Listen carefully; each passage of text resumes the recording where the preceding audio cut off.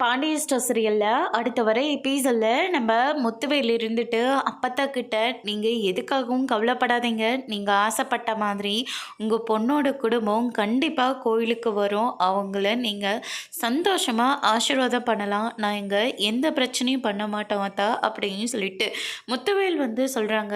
எனக்கு கொஞ்சம் வெளியில் வேலை இருக்குது, நான் போய் அந்த வேலையை முடிச்சுட்டு வரேன்னு சொல்லிட்டு இந்த பக்கம் முத்துவேல் வந்து கிளம்பிட்டு போகிறாரு. என்ன திடீர்னு இவர் வெளியே கிளம்பி போகிறாரு அப்படின்னு சொல்லிட்டு சக்திவேல் வந்து ஃபாலோ பண்ணிட்டு போகிறாங்க. அதுக்கு அடுத்து தான் நம்ம ராஜியும் கதிரும் வந்து ரொம்பவே சந்தோஷமாக நடந்து போயிட்டுருக்காங்க.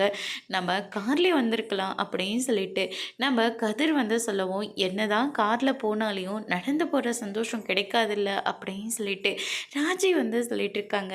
அதுக்கு அடுத்து தான் முத்துவேல் வரதை பார்த்த உடனே ராஜி இருந்துட்டு அப்பா அப்படின்ற மாதிரி சொல்கிறாங்க. முத்துவேலும் போய் நிற்கிறாரு. அப்பா ரொம்ப சந்தோஷம்ப்பா, நாங்கள் கோயிலுக்கு வர நீங்கள் எந்த மறுப்பும் சொல்லலைல்ல, அதனால் ரொம்ப சந்தோஷம். ரொம்ப வருஷம் கழித்து இந்த ரெண்டு குடும்பமும் ஒன்றா சேரப்போகுது. அதை நினச்சி நாங்கள் எல்லோரும் எவ்வளோ சந்தோஷமாக இருக்கோம் தெரியுமா? அதே மாதிரி அப்பத்தாவுக்கும் இது ரொம்பவே மறக்க முடியாத சந்தோஷமாக இருக்கும்.